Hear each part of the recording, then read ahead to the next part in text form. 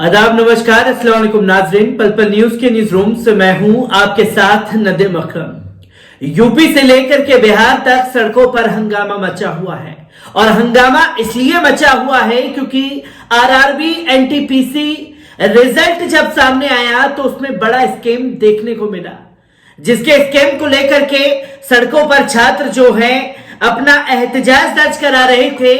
सरकार की बड़ी धांधली को लेकर के सड़कों पर थे, तो सरकार ने उसका इनाम छात्रों को यह दिया कि छात्रों के ऊपर ठिठुरती हुई ठंड में लाठियां भाजी गई।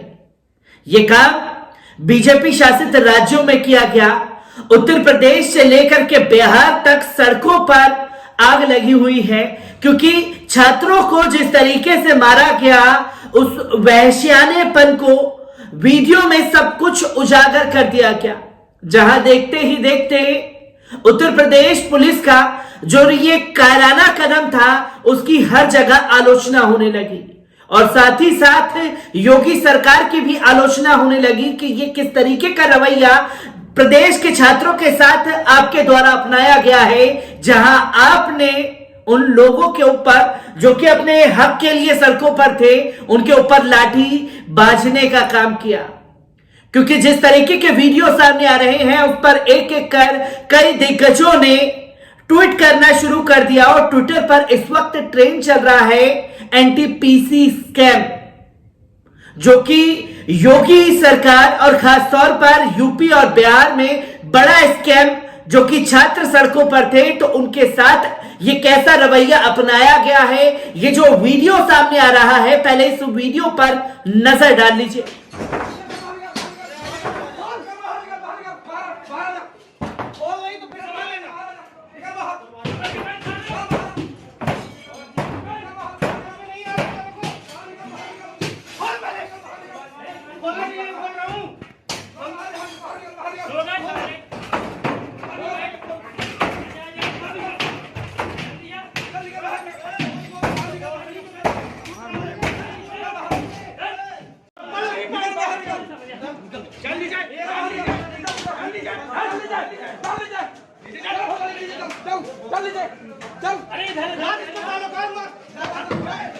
आईडी नीचे रखो।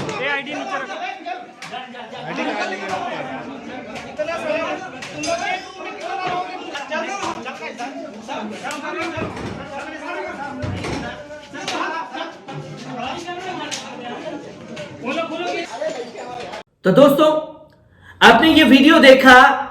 इस वीडियो में ये उत्तर प्रदेश पुलिस है, इलाहाबाद की पुलिस छात्रों के हॉस्टल में घुसती है। डर के मारे छात्र जो हैं अपने कमरे में कैद होते हैं, तो कैसे पुलिस वाले जो हैं बंदूक की बटों से दरवाजे को तोड़ने की कोशिश कर रहे हैं और कैसे ये उत्तर प्रदेश की पुलिस छात्रों के गेट पर ताबड़तोड़ अपने लातों से दरवाजों को तोड़ने की कोशिश कर रही है। ये वो उत्तर प्रदेश पुलिस है जो कि अपराधियों को पकड़ने में तो नाकाम साबित होती है और जब अपराधियों को पकड़ने जाती है तो बंदूक की आवाज मुंह से निकाल करके अपराधियों को पकड़ती है, पर जो निहत्थे छात्र थे उन लोगों को बंदूकों की बटों से डराने की कोशिश करते हैं। उनको हॉस्टल के कमरे से निकाल करके पिटाई करते हुए उनका वीडियो सामने आता है, जिस पर छात्रों में एक गुस्सा देखने को मिला और उस गुस्से को इस तरीके से सामने आया कि बिहार के गया में ट्रेन में छात्रों ने आग लगा दी, क्योंकि जिस मांग को लेकर के छात्र सड़कों पर थे उस मांग को हुकूमत द्वारा सुना नहीं गया और जब हुकूमत ने सुना नहीं तो छात्रों के ऊपर लाठियां बरसाई गई हैं। मेन स्ट्रीम मीडिया छात्रों को कसूरवार बता करके सरकार के बचाव में उतर आया है, तो वही डैमेज कंट्रोल करने में सरकार लगी हुई है। क्या पूरा मुद्दा है, इसे चार पहलुओं में आप लोगों को समझाने की कोशिश करूंगा और सरकार किस तरीके से डैमेज कंट्रोल इस पूरे विवाद को करने पर लगी हुई है, एक बार इस पर भी नजर डाल लेते हैं। आपको बता दें कि आरआरबी एनटीपीसी रिजल्ट, रेलवे भर्ती बोर्ड की एनटीपीसी परीक्षा के रिजल्ट में धांधली का आरोप लगाते हुए कई छात्रों ने लगातार तीसरे दिन बुधवार को भी जमकर हंगामा किया। छात्रों का यह प्रदर्शन बिहार से लेकर यूपी तक जारी है। बुधवार को गुस्साए छात्रों ने कई जगह ट्रेनों को आग लगा दी। बुधवार को छात्रों ने गया रेलवे में चलती ट्रेन पर पत्थरबाजी की। इसके अलावा यार्ड में खड़ी पैसेंजर ट्रेन को आग के हवाले कर दिया। मंगलवार को छात्रों ने पटना, सीतामढ़ी, मुजफ्फरपुर, आरा और बक्सर में जमकर बवाल किया था। अब गोदी मीडिया जो है छात्रों को बवाली बताने पर उतारू है, पर क्या ये गोदी मीडिया जो वीडियो लोगों के सामने आया है, इस वीडियो को सार्वजनिक करके उत्तर प्रदेश पुलिस के इस कायराना हरकत पर सवाल पूछने की हुकूमत से कोशिश करेगा या प्रशासन से सवाल करने की कोशिश करेगा कि माना अगर छात्र प्रोटेस्ट कर रहे थे तो क्या वो छात्र आतंकवादी थे? क्या वो छात्रों के पास हथियार था जो कि आप दरवाजे को तोड़ते हुए इस तरीके से दिखाई दिए, जो कि बंदूकों के बटों से आप उन्हें डराते हुए दिखाई दिए? आपको बताने की कोशिश करूं कि ये पूरा बवाल किस तरीके से फैला।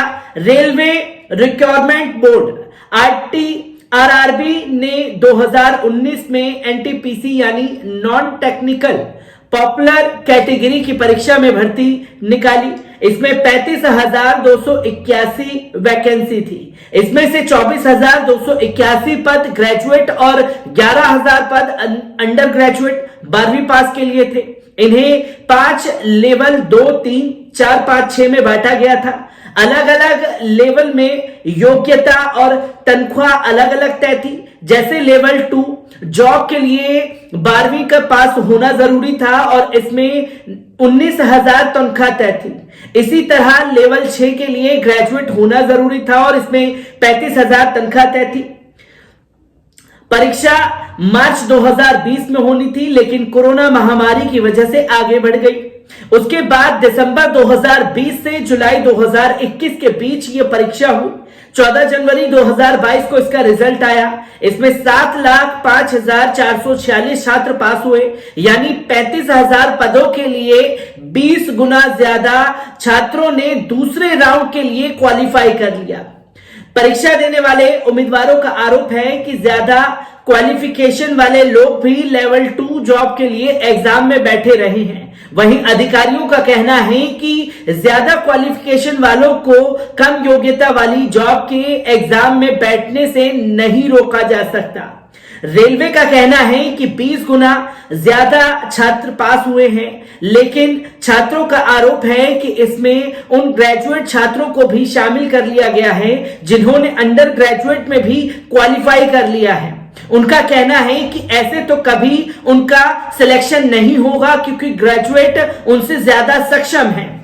रेलवे का तर्क है कि ऐसा इसलिए किया गया ताकि एक भी पद खाली ना रहे। रेलवे ने यह भी कहा कि जब फाइनल रिजल्ट आएगा तो 35,281 पदों की भर्तियों की लिस्ट होगी। किसी भी उम्मीदवार को एक से ज्यादा पद पर नियुक्त नहीं किया जा सकेगा। यूपी और बिहार में छात्रों के उग्र प्रदर्शन के बीच रेलवे ने एनटीपीसी सीबीटी 2 और ग्राउंड डी सीबीटी 1 की परीक्षा को स्थगित करने का फैसला किया है। फैसले को टालने की, परीक्षा को टालने की कोशिश जो है वो हुकूमत द्वारा की गई है।